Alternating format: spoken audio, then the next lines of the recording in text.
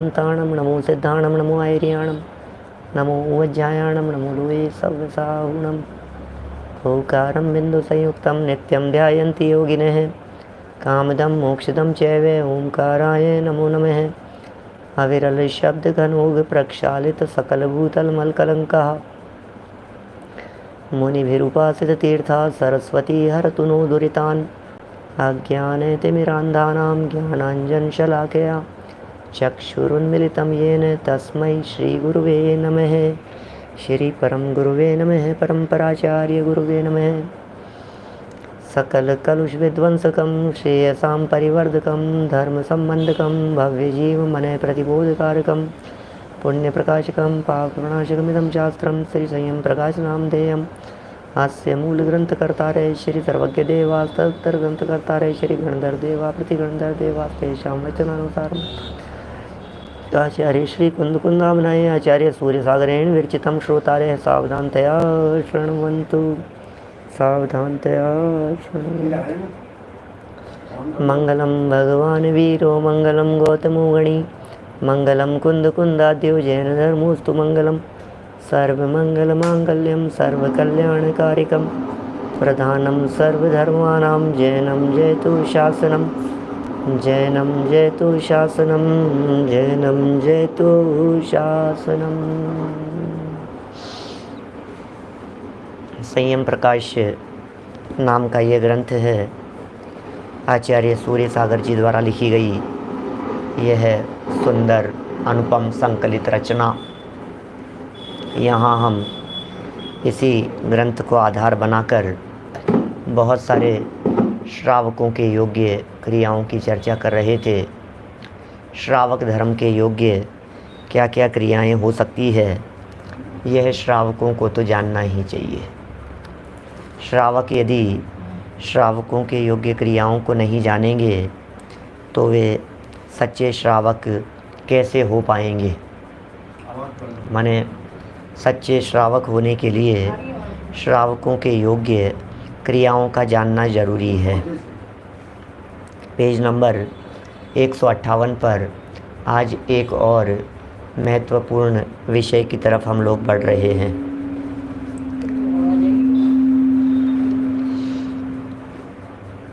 आगे श्रावक के शुद्ध सम्यक दृष्टि नामक भेद को 11 भेदों से पृथक माना है, उसको सप्रमाण दिखाते हैं। देखिए क्या है वास्तव में श्रावक के 11 भेद हैं। जानते हैं आप लोग प्रतिमाधारी श्रावक होते हैं। प्रतिमाधारी तो जो प्रतिमाधारी श्रावक होते हैं उनकी 11 प्रतिमाएं होती है। तो 11 ही भेद हुए श्रावक के। जब श्रावक के 11 भेद हुए तो फिर ये 12 भेद क्यों बतला रहे हैं यहाँ पर। तो ये कह रहे हैं एक शुद्ध सम्यक दृष्टि जो होता है उसे भी श्रावक कहते हैं। इसका मतलब पंचम गुणस्थानवर्ती की श्रावक संज्ञा तो अत्यंत प्रकट है, पंचम गुणस्थानवर्ती की श्रावक संज्ञा, लेकिन चतुर्थ गुणस्थानवर्ती को भी श्रावकों में शामिल कर उसे 12 श्रावकों के अंतर्गत शामिल कर लिया है। मैंने श्रावकों को 12 बता दिया गया है। कार्तिकेय अनुप्रेक्षा की 304 नंबर तक ये जो गाथा है उसे यहाँ प्रस्तुत कर रहे हैं। तेणु वैठो धम्मो संगा सत्ताण तह असंगाणम पड़मो 12 भेयो 10 भेयो भासियो विधियो। श्री सर्वज्ञ देव ने गृहस्थ और निर्ग्रंथों का जो धर्म कहा है, गृहस्थों के लिए निर्ग्रंथों के लिए जो धर्म कहा है उसमें पहला श्रावक धर्म तो 12 प्रकार का है और दूसरा मुनि धर्म 10 प्रकार का है। अब कौन सा श्रावक धर्म है जिसे 12 प्रकार का कहा है और कौन सा मुनि धर्म है जिसे 10 प्रकार का कहा है। थोड़ा सा इको कम करें, थोड़ा सा इको लिखा हुआ होगा, इधर नहीं, उसी तरफ, उस तरफ वाले स्विच में।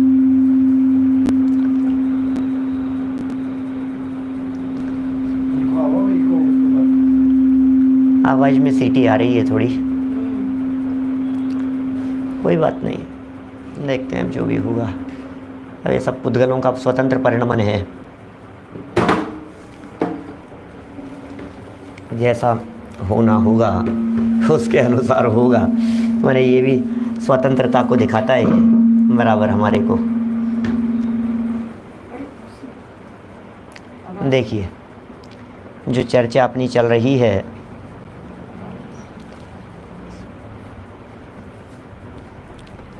यहाँ 158 नंबर पेज पर चर्चा चल रही है। इस 158 नंबर पेज पर 304 नंबर की ये गाथा कार्तिकेय अनुप्रेक्षा की अपन ने यहाँ पढ़ी है। अभी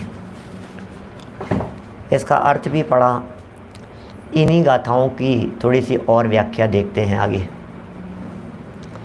इस गाथा के आगे जो श्रावक के 12 भेद दिखलाए हैं, क्या मैंने 12 भेद बतलाए हैं, उनमें 11 भेद तो प्रतिमा रूप हैं और दर्शन प्रतिमा के पहले एक भेद शुद्ध सम्यक दृष्टि को जुदा माना है।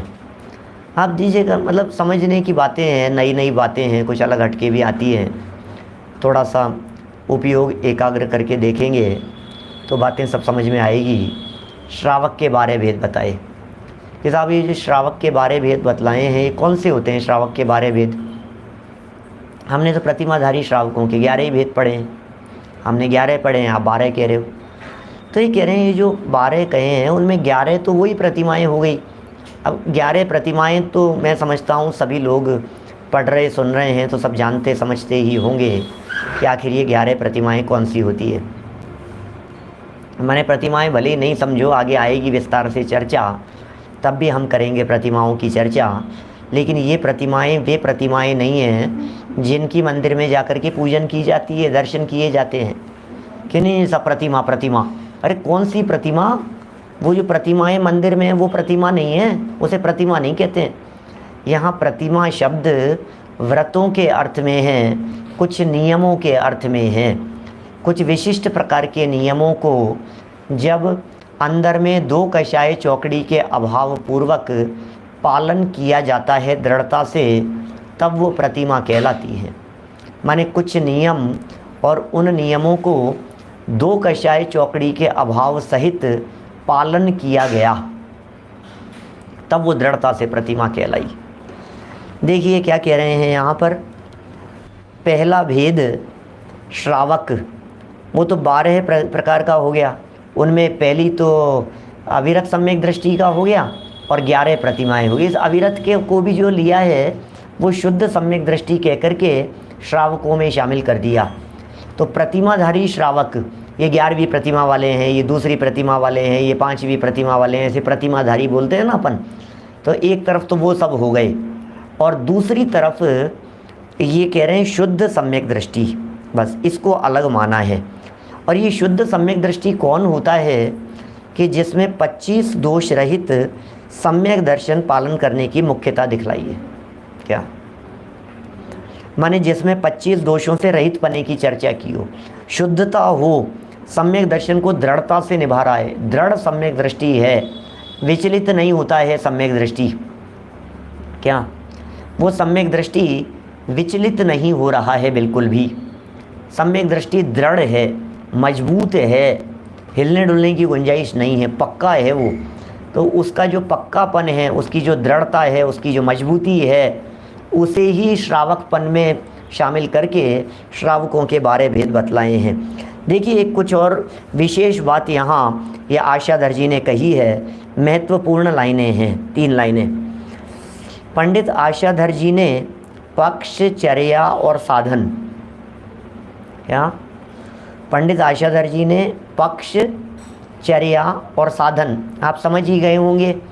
पक्ष जिसको है वो पाक्षिक है, चर्या का पालन करने वाला नैष्ठिक है, साधनों के अनुसार या जो साधक है वो साधक है। माने 3 हो गए, पाक्षिक, नैष्ठिक और साधक, ये 3 प्रकार के जीव। ये 3 भेद दिखलाकर अहिंसा रूप पक्ष के धारक को पाक्षिक, अहिंसा रूप पक्ष के धारक को पाक्षिक और 11 प्रतिमाओं में चर्या प्रवृत्ति करने वाले को नैष्ठिक और संलेखना के धारक को साधक श्रावक माना है। अब ये तीनों ही श्रावकों की बड़ी सुंदर संज्ञा यहाँ हो गई, ये परिभाषा यहाँ हो गई। क्या कह रहे हैं? पहला कौन है? अहिंसा का जो पालन कर रहा है, अहिंसा का जिसे पक्ष है। पहले भी अपन ने देखी थी बात, पाक्षिक श्रावक वो है जिसे पक्ष है, पाक्षिक वो है जिसे किसी बात का, सच्चे देव का, सच्चे धर्म का, अहिंसा का, जीवन में पालन करने का, दृढ़ता का, ये पक्ष जिसके जीवन में है वीनू भाई, उसे पाक्षिक कहा है। पक्ष जिसे है तो अहिंसा के पक्ष वाला हो गया। और जो चर्याओं की प्रमुखता जिसमें है वो नैष्ठिक है। ये 11 प्रतिमाओंधारी श्रावक हो गए, प्रतिमाओं वाले हो गए ये सब। और एक तीसरा कह दिया कि अब जो 11 प्रतिमाओं में भी जो अंतिम लेवल पर पहुंच गया है, साधना के चरम पर जो पहुंच गया है, या साधना का फल जो प्राप्त कर रहा है, साधना का फल प्राप्त करने का मतलब नहीं समझे, साधना के फल का है समाधि, समाधि साधना का फल है। समाधि किसका नाम? साधना की पूर्णता का नाम समाधि है, साधना की चरम सीमा का नाम समाधि है। साधना जब पूर्ण होती हुई दिखाई देवे तो कहना समाधि हो गई। जब ये दिखाई देवे अरे जो साधना कर रहे थे ना जीवन भर से, अब उस साधना की संपन्नता दिखाई दे रही है, हमको कछु भय ना रे, अब हमें कुछ लेना देना नहीं है, लाखों वर्षों तक जीऊं या मृत्यु आज ही आ जावे, कोई बात नहीं, हमने करने योग्य अपना काम, वो समाधि है। साधना की चरम स्थिति, साधना का उत्कृष्टतम लेवल, उसका नाम समाधि है। और समाधिस्थ श्रावक, यहाँ जो समाधिस्थ श्रावक शब्द का प्रयोग कर रहे हैं, ये अंतिम समय की चर्चा कर रहे हैं। शुद्ध सम्यक दृष्टि में चौथे गुणस्थान वाला लेना है हमारे को, प्रतिमाधारियों में नहीं। लेकिन अब वो जो चौथे गुणस्थान वाला है, अब जैसे अपन बार बार में जैसे चर्चा करते हैं, श्रावक संज्ञा तो पंचम गुणस्थान वर्ती से है, श्रावक संज्ञा तो पंचम गुणस्थान वर्ती से है। तो अब उसका अर्थ इतना समझना, मतलब जो कुछ पालन करने के नियम जिसमें दिखाई दे रहे हों उसका नाम श्रावक संज्ञा है। मतलब अब देखिए, श्रावक की परिभाषा बनाओ, सच में श्रावक किसे कहें? तो जिसमें यत्नाचार पूर्वक प्रवृत्ति, सावधानी, शुद्धता, चर्या की शुद्धता, दृढ़ता, ये सब जिसके बाहर जीवन से झलक रहा हो उसका नाम श्रावक है। अब चूंकि ये सब श्रावकपना व्रत ले लिए जिसमें, उसके जीवन से दिखाई देता है, अणुव्रती हो गए, प्रतिमाधारी हो गए, तो फिर वहाँ दिखाई देता है। इसलिए श्रावक संज्ञा को बोलचाल की भाषा में या कहने में पंचम गुणस्थानवर्ती से श्रावक संज्ञा लागू होती है, ऐसा है। अभी जो व्यक्ति इन सब चीज़ों का पालन कर रहा है वो श्रावक संज्ञा पा सकता है क्या? देखो, असली श्रावक तो वही है जो सम्यक दृष्टि है। अब कहो मिथ्या दृष्टि और एक लेवल नीचे उतर जाओ तो फिर कह दोगे भैया बोलचाल की भाषा में हम यही कहेंगे, सिंगई जी आप हम लोग श्रावक ही हैं और क्या हैं। सुनील जी सर्राफ साहब, अब हम लोग अपने आप को श्रावक कहें कि नहीं कहें? कि पंडित जी आप सम्यक दृष्टि हैं या मिथ्या दृष्टि हैं? कि हम तो सबकी बात कर रहे हैं सामूहिक, हमें तो इतनी बात बतला दीजिए, हम श्रावक कहें या नहीं कहें? बोलो देवेंद्र जी। तो अब उपचार से, व्यवहार से श्रावक संज्ञा बोल दी जाती है, वो भी कथन है जनागम में। भाई जनागम तो अनेक प्रकार की विवक्षाओं से भरा हुआ है। अब लेकिन चूंकि इसका तो कुछ ठिकाना नहीं है, मिथ्या दृष्टि का क्या ठिकाना है? आज इसकी श्रद्धा जिनवाणी देवगुरु धर्म के प्रति दिखाई दे रही है, कल इसकी श्रद्धा किसी और के प्रति दिखाई देगी। अब इसको क्या श्रावक कहें? तो सच में तो निश्चय को ही सच्ची बात कहते हैं। व्यवहार तो कथन मात्र है, व्यवहार तो कहने मात्र का है, बोलने के लिए है। क्या कि साहब हमें हमें हमें श्रावक कह दो, हम नहीं कहते हैं। जिनका छठा सातवां गुणस्थान नहीं होता है उनको भी तो मुनि कह करके पुकार देते हैं अपन कि नहीं निश्चय से तो कौन, निश्चय से तो छठे सातवें गुणस्थानवर्ती ही मुनि हैं। व्यवहार से कौन, 28 मूल गुणों के पालन करने वाले मुनि हैं। ठीक है। अब जिनको के निश्चय भी नहीं है और जिनके व्यवहार भी नहीं है और बाहर में कुछ वेश जैसा दिख रहा है, तो बोलचाल की भाषा में तो कह ही देते हैं अपन कि महाराज ने कहा था, मुनिराज हैं। तो अब ये जो कथन कर दिया है, इसी तरह से आगे चल कर जनागम तो इतना उदार है कथन करने के मामले में। क्या इतना उदार है जनागम कथन करने के मामले में कि एक व्यक्ति जिन मंदिर आता है उसे भी हम धर्मात्मा कह करके पुकारते हैं। इतना स्थूल कथन है। मंदिर आ रहा है वो भी धर्मात्मा है, उसे भी श्रावक कह देंगे। अब लो आप दर्शन। और उदारता बतलाऊं आपको जिग्नेश भाई, इतनी उदारता कह देंगे, जैन कुल में पैदा हुआ है ना तो श्रावक लो, जैन कुल में पैदा होने वालों को भी श्रावक कह देंगे, कह देंगे। अरे लेकिन मान मत लेना, कहना व्यवहार है, मानना मिथ्यात्व है। हमने कह दिया जिग्नेश भाई आप तो राजा साहब हैं, तो ठीक है, हमने कही है आप हैं भी राजा साहब, हमें उसमें भी कोई ऐतराज़ नहीं है। लेकिन आप देश के राजा अपने आप को न मानने लगें, बस इतना समझ लीजिए। कह दिया जाता है। व्यवहार तो व्यवहार है, व्यवहार में क्या है संतोष जी साहब, हम बोल देते हैं, बोलने में क्या है।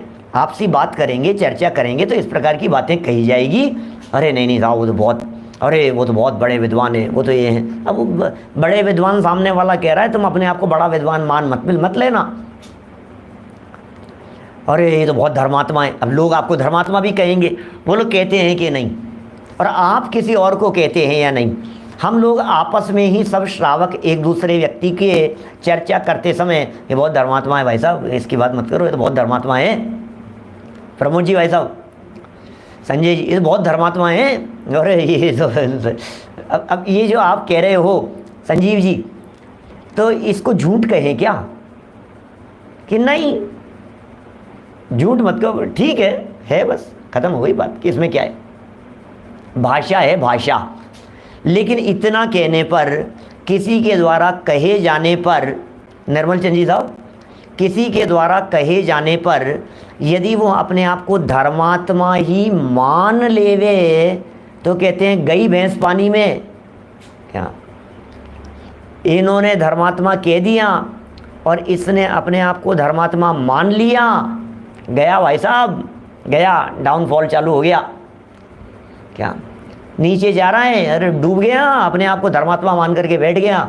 धर्मात्मा नहीं है, इसे धर्मात्मा नहीं कहते। धर्मात्मा तो सम्यक दृष्टि होते हैं, धर्मात्मा तो चौथे गुणस्थान से ऊपर वाले होते हैं, श्रावक तो चौथे गुणस्थान से ऊपर वाले हैं। मिथ्या दृष्टि श्रावक नहीं होते, सम्यक दृष्टि श्रावक होते हैं। अरे हमारे यहाँ तो सम्यक दृष्टि श्रावक कहाँ कहाँ होते हैं, नरक में भी श्रावक मिलेंगे आपको, और गधे घोड़ों तिर्यंच गति के जीवों में भी आपको श्रावक मिलेंगे। सोचना जरा, अटपीटी सी लगेगी आपको बात, तो श्रावक हैं, श्रावक हैं, और श्रावक हैं तो क्या साधर्मी हैं। क्या ये डॉग साहब हमारे साधर्मी हैं? क्या बात कर रहे हो यार आप, कैसी कैसी बातें करते हो आप, साधर्मी कह रहे हो आप? सकता है एक गधा ज्ञानी हो सकता है, क्या बात कर रहे हो? गधे को ज्ञानी कह रहा हूं मैं, अभी ज्ञानी को कहें तो क्षमा करना, ऐसा नहीं कह सकते अपन, अच्छी बात नहीं है। लेकिन गधा सम्यक दृष्टि ज्ञानी हो सकता है या नहीं? क्या हो सकता है ना, गधा सम्यक दर्शन प्राप्त कर सकता है या नहीं? गधे को जाति स्मरण हो सकता है या नहीं? गधे को अवधि ज्ञान हो सकता है या नहीं? सकता है। श्रावक भी हो सकता है। देखिए साहब, यहाँ कुछ बातें कह दी हैं, लेकिन इसमें 3 तरह से इन्होंने विभाजन कर दिए। ये बातें बहुत अच्छे भाषा शैली के अंदर वाक्यावली में बात आ गई है। जिसे अहिंसा का पक्ष हो, धर्म का पक्ष हो, वो पाक्षिक श्रावक है, एक पॉइंट। फिर जिसके चर्या का पक्ष हो, माने जो प्रतिमाधारी हो गया हो, वो नैष्ठिक श्रावक है। और जो साधना तक पहुंच गया हो, सल्लेखना के धारक को साधक श्रावक माना गया है। इसके संबंध में मैंने 2-3 लाइनें भी अच्छी अच्छी आपके सामने बोल करके बतलाई। साधक जीव के संदर्भ में साधना की लेवल पर जो पहुंच गया है वो साधक है। कार्तिकीय अनुप्रेक्षा की संस्कृत टीका में लिखा है कि गृहस्थों को जो हिंसा होती है उसका वे पक्ष, चर्या और साधकत्व, इन तीनों उपायों से निराकरण करते हैं। क्या उक्त प्रमाणों से यह सिद्ध होता है कि प्रथम दर्शन प्रतिमा के पहले एक ऐसा भी श्रावक है। समझना, दर्शन प्रतिमा के पहले, पॉइंट टू बी नोटेड, दर्शन प्रतिमा के पहले। क्या इसका दर्शन प्रतिमा के पहले मतलब चौथे गुणस्थान की बात चल रही है। दर्शन प्रतिमा के पहले ऐसा भी श्रावक है जो कि सम्यक दर्शन का धारक होने से चतुर्थ गुणस्थानवर्ती तो है। अभी सुनिए, सभी चतुर्थ गुणस्थानवर्तियों को श्रावक नहीं कहा। क्या ये कह रहे, चतुर्थ गुणस्थानवर्ती तो है, परंतु अप्रत्याख्यानावरण कषाय के उदय से, अभी उदय चल रहा है अप्रत्याख्यान का, अनंतानुबंधी तो चले गई, अप्रत्याख्यान का उदय है। उसके उदय से प्रतिज्ञाबद्ध होकर मध्य मांस आदि का त्याग नहीं हुआ है। मध्य मांस वगैरह का त्याग उसके नहीं हुआ है प्रतिज्ञाबद्ध होकर के, किंतु अभी चौथे गुणस्थानवर्ती है।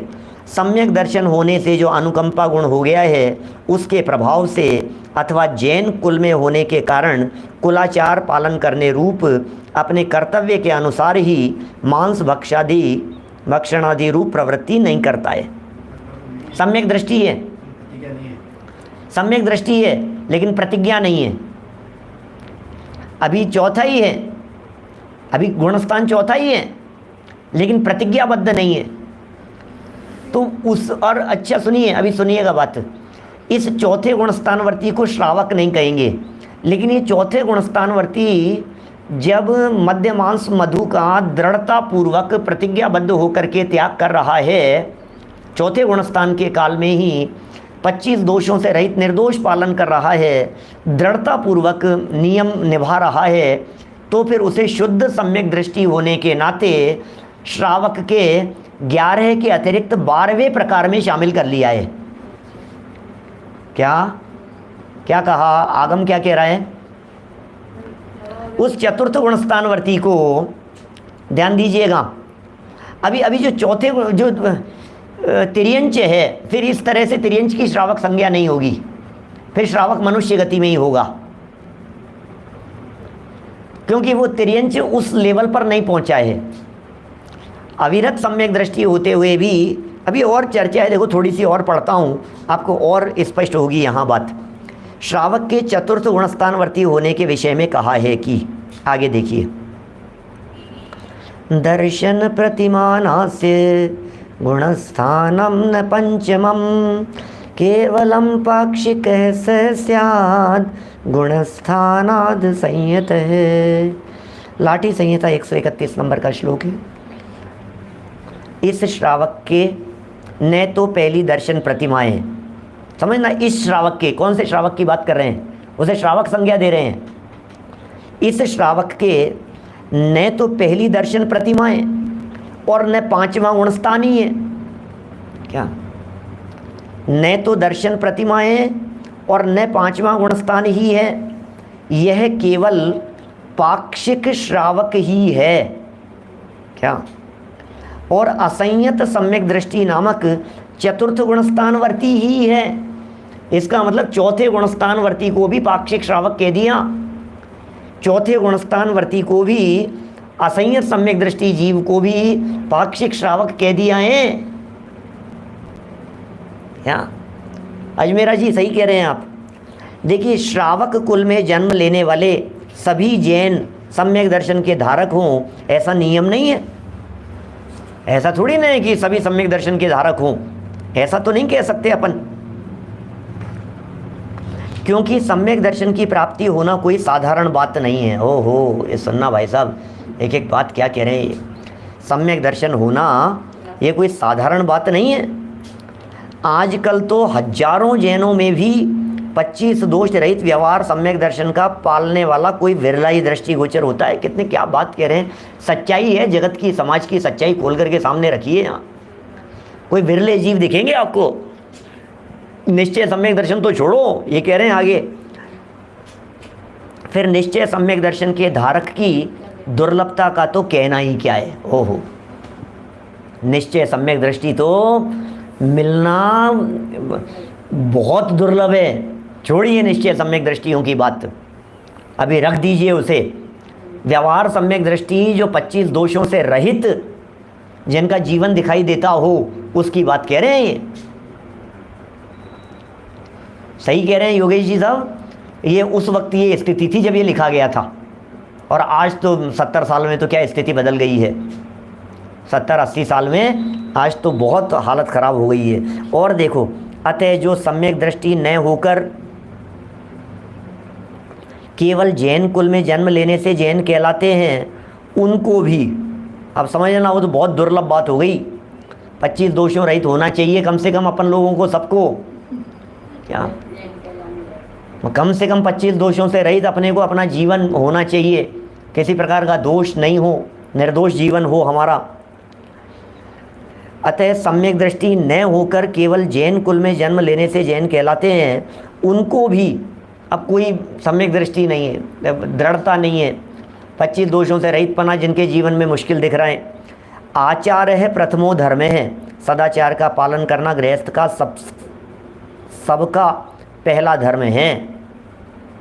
अतः श्रावक कहा है, कहा भी है, कोई बात नहीं, कोई बात नहीं, सम्यक दृष्टि नहीं है ना अभी, कोई बात नहीं, फिर भी कुलाचार का पालन करो, फिर भी दृढ़ता से पालन करने का प्रयत्न करो, फिर भी हिम्मत रखो, कोशिश करो, अंदर से सोचो नहीं जरूर होना चाहिए, इतना तो कम से कम पालन करूंगा, कुलाचार जान करके करो। हमारे कुल के अंदर मद्य मांस मधु का सेवन नहीं किया जाता है, हमारे कुल में पंचोदंबर फलों का त्याग किया जाता है, हमारा कुल ऐसा है, हम जिनेंद्र देव के कुल के हैं, वीर प्रभु की हम संतान, हम उस कुल के हैं भाई साहब।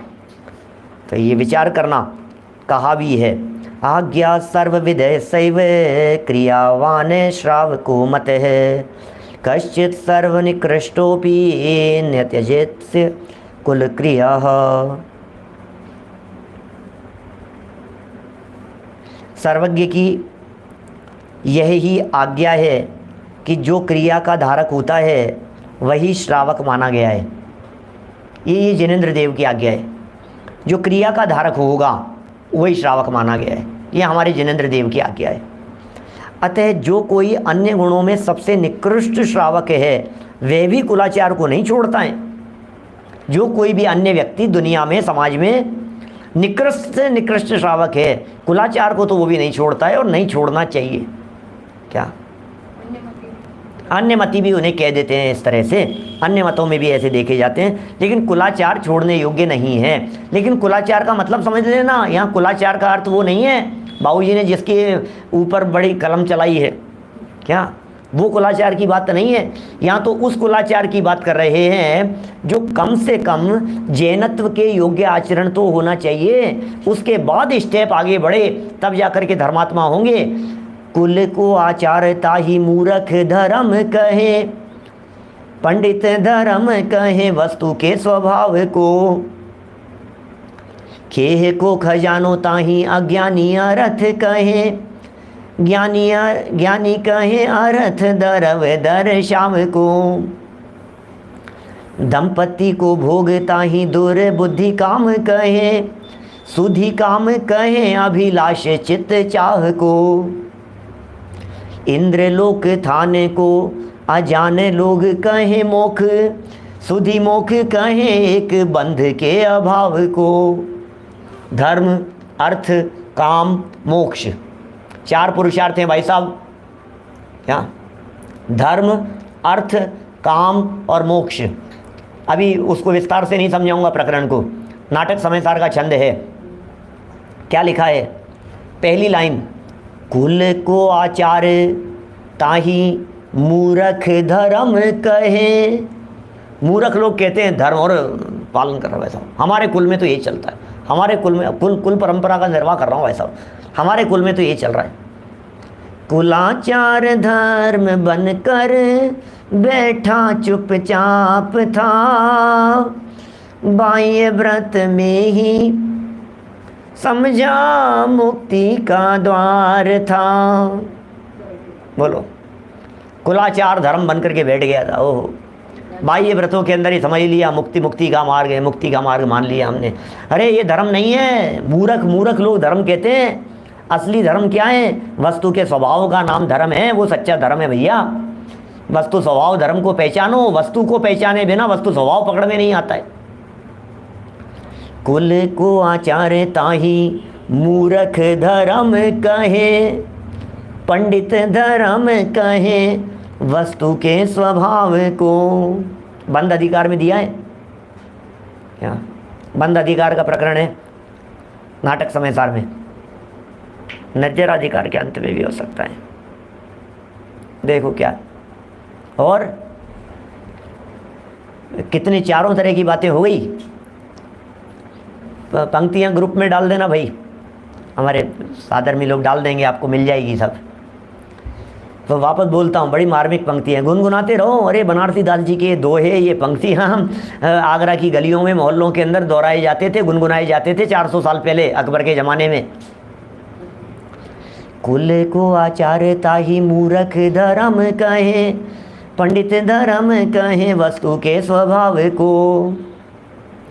खेह को खजानो, अर्थ खेह मिट्टी, धूल का खजाना है, तिजोरियों में भर रखी धूल मिट्टी।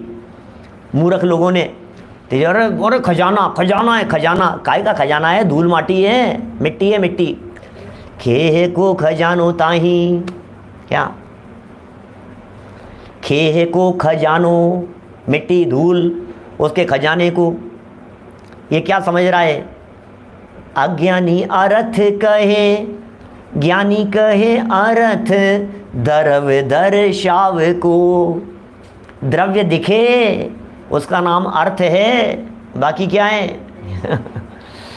और दंपत्ति को भोग, स्त्री पुरुष, दंपत्ति को भोग ताही दुर्बुद्धि काम कहे। काम वासना, काम कहते हैं।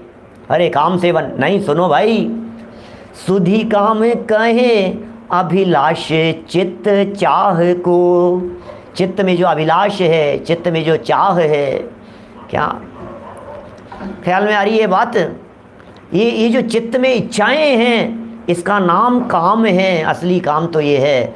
और इंद्रलोक थाने को अजाने लोग कहे मोख, सुधि मोख कहे एक बंध के अभाव को। क्या इंद्रलोक, स्वर्ग में चले गए, वैकुंठ में चले गए साहब, वैकुंठ में सब मोक्ष हो गया, और मोक्ष की प्राप्ति हो गई साहब, मर गया, परलोक से उतार गया, मोक्ष चला गया। अरे भाई क्या बात कर रहे हो? इसका नाम मोक्ष नहीं है। मोक्ष किसे कहते हैं?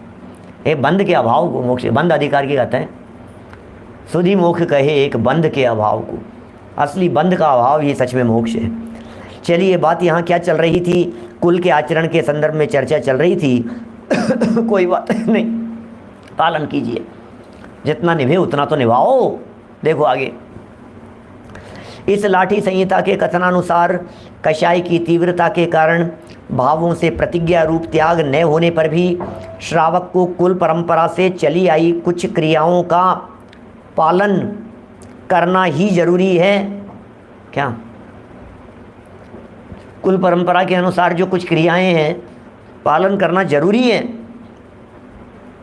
इस कुलाचार की तरफ लक्ष्य रखकर ही वसुनंदी आदि आचार्यों ने समस्त जैन धर्म धारकों के वंश में उत्पन्न हुए स्त्री पुरुषों को साधारण रूप से पालन करने योग्य, जिसने जैन कुल में जन्म लिया है, जिसने जिन कुल में जन्म लिया है, जिसने जिन धर्म जनामनाय में जन्म लिया है, ऐसे स्त्री पुरुषों को पालन करने योग्य मध्य मांस मधु व उदुम्बरादि 5 फलों के त्याग रूप 8 मूल गुणों का कथन किया है। और भी कहा है भैया जैन कुल में पैदा हुए हो तो इतना तो पालन करना। अभी ये मत कहना कि मैं तो चौथे वाला नहीं हूँ, मैं तो 5वें वाला नहीं हूँ, मैं तो प्रतिमाधारी नहीं हूँ। इतना तो पालन करना ही करना।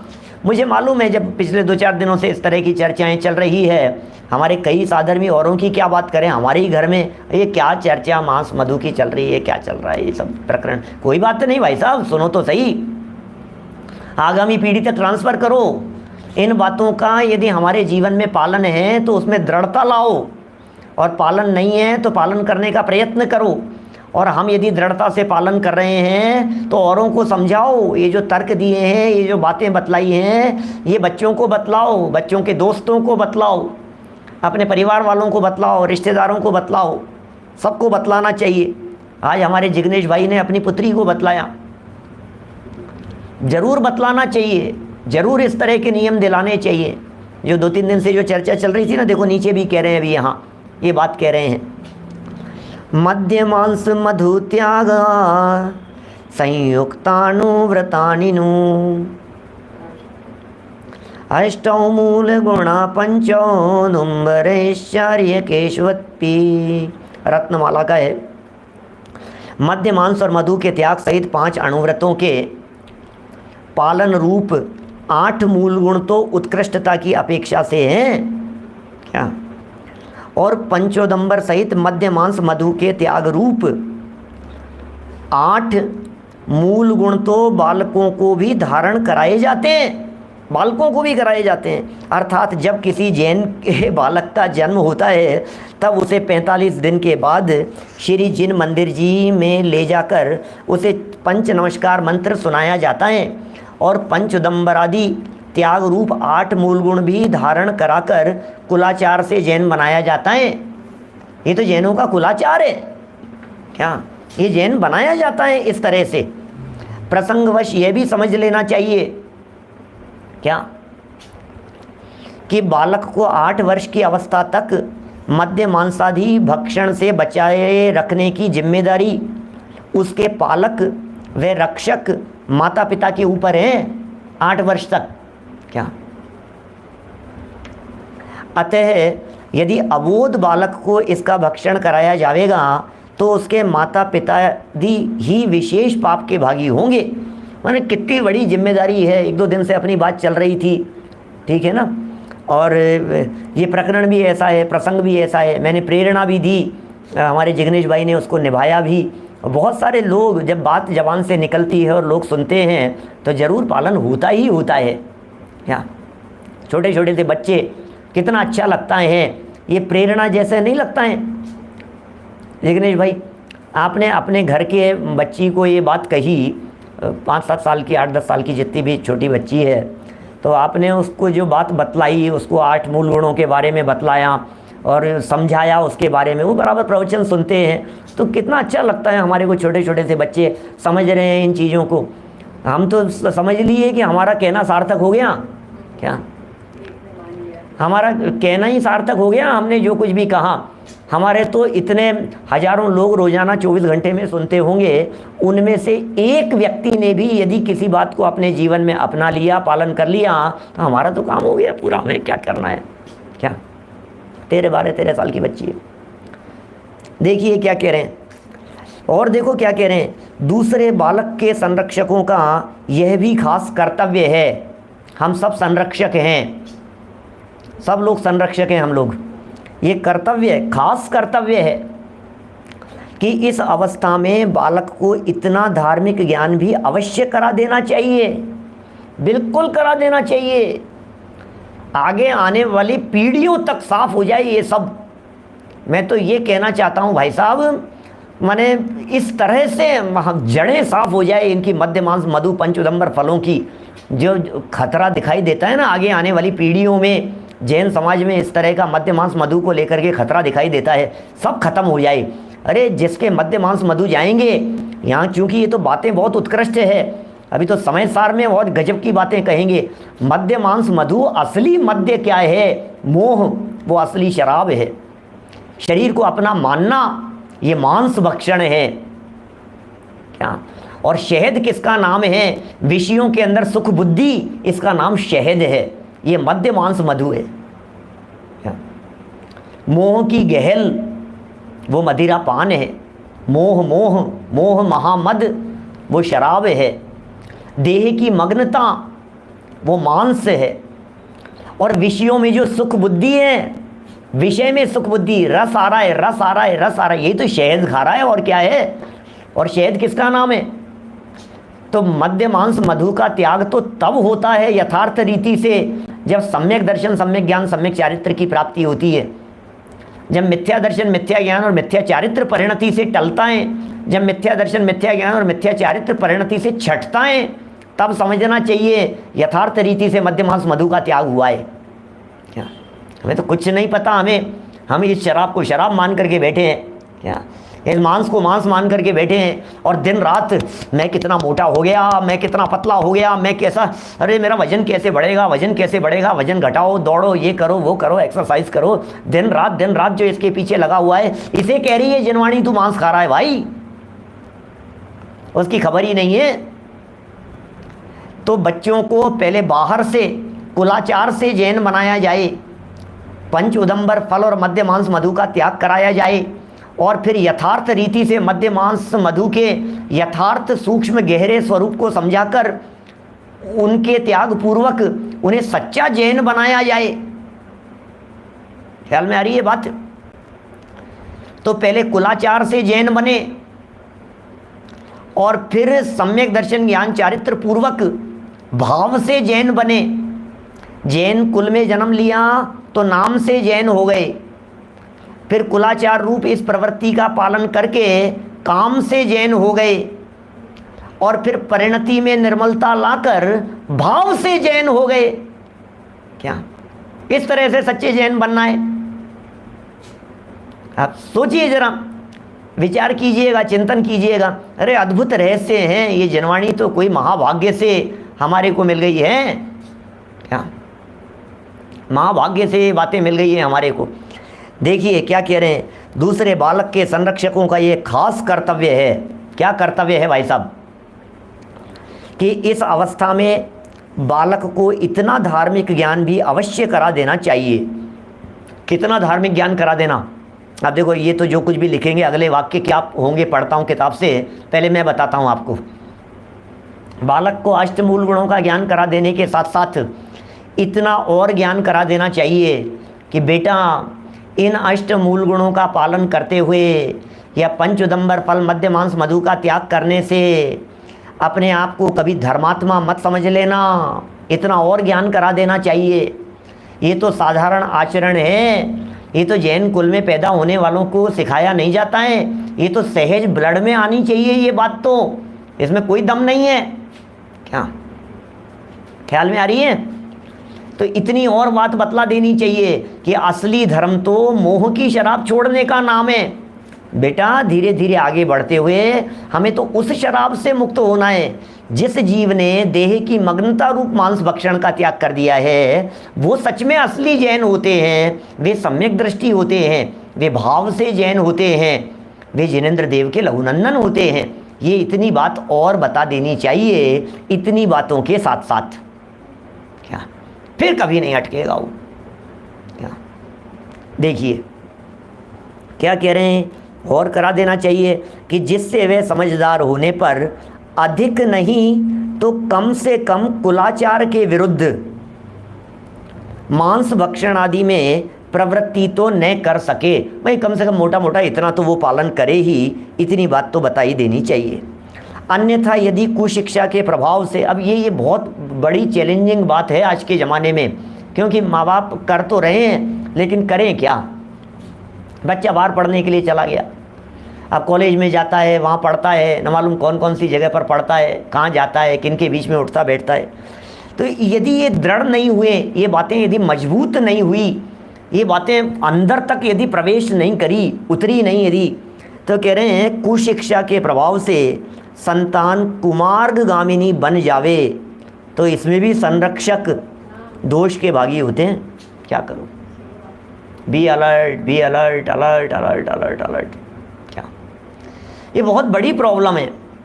मैं जान रहा हूँ इस प्रॉब्लम को, लेकिन कर नहीं सकते कुछ भी। फिर भी होनहार खोटी हो तो क्या करें, ऋषभ देव के पोते मारीची नहीं समझ पाए तो हम क्या करें भाई साहब। पल्ला झाड़ने के लिए नहीं कहता हूँ, लेकिन हालात ऐसे दिखाई देते हैं जिनमें अपनी चलती नहीं है, हम चला नहीं सकते, कह नहीं सकते भाई साहब, 2 वाक्य कह नहीं सकते बच्चों को, किसको कहो क्या कहो, कौन माने कौन सुने। सुधरने की योग्यता दिखे तो बात सुहाती है, अदरवाइज कुछ नहीं होता है। न वे सुधरते हैं न वे संभलते हैं, ऐसा ही है होनहार। कहा भी है, देखो आप पंचाध्यायी के अंदर का, पंचाध्यायी तो निश्चय का उत्कृष्ट ग्रंथ है पंचाध्यायी। अब उसमें भी मध्य मांस मधु के त्याग और पंचोदंबर फलों के त्याग का कथन किया है। इसका मतलब ये कितनी जरूरी बातें हैं, क्या कितनी जरूरी बातें हैं ये। इसको, इन सारे प्रकरणों को हल्के स्तर से नहीं समझना चाहिए, भावनात्मक रूप से अंदर से हम बिल्कुल मजबूत है। साहब आप हमसे कैसी बात कर रहे हो, हमसे कैसी बात कर रहे हो, अरे हमसे कैसी बात, रोज चोट पड़नी चाहिए क्या। सच में घर घर की कहानी है, ये हालत है। आप अपने घर में जैन तलाशना मुश्किल हो जाएगा आपको। आज तो आप सब श्रावक दिखाई दे रहे हैं, सादर में दिखाई दे रहे हैं, हमारे घर में तो जमीकंद का नामो निशान नहीं है, हमने कभी देखा नहीं, घर में कभी प्रवेश किया नहीं, जमीकंद प्रवेश नहीं किया, कभी द्विदल नहीं आया, कभी कुछ नहीं, कोई ऊट पटांग यदवा तदवा खान पान नहीं, बाहर का कुछ आवे नहीं, इतना सब कुछ शुद्ध सात्विक है। लेकिन कितने दिन निभेगा और कितने दिन रहेगा, हम समझ जाएं बस इतना हम भावना भा सकते हैं। कल क्या होगा, बच्चे क्या करेंगे, कहाँ अंतर्जातीय विवाह करेंगे, किसको लेकर के आएंगे, कौन सी बहू लेकर के आएगा, कहाँ चले जाएगा, कहाँ जा कर के रहेगा, कहाँ भाग जाएगा, किसके साथ क्या करेगा, कुछ ठिकाना नहीं है भाई साहब। इसलिए थोड़ा कहा है बहुत समझ लेना, अपन लोगों की जिम्मेदारी है लोगों को समझाने की, लोगों को बताने की, सिखाने की। जितना संभव हो सके इस दिशा में हम लोगों को प्रयत्न करते रहना चाहिए। हम सभी प्रयत्नशील रहें, इसी मंगल भावना से मैं बात को यहीं विराम देता हूँ। जावाणी के ज्ञान ते तुझे लोकालोक, सोवाणी मस्तक नमो सदा देत हूँ रोक, सदा देत हूँ रोक। 9 बाणों का मंत्र। नमो वरिहंताणं नमो सिद्धाणं नमो ये नमो विचारणं नमो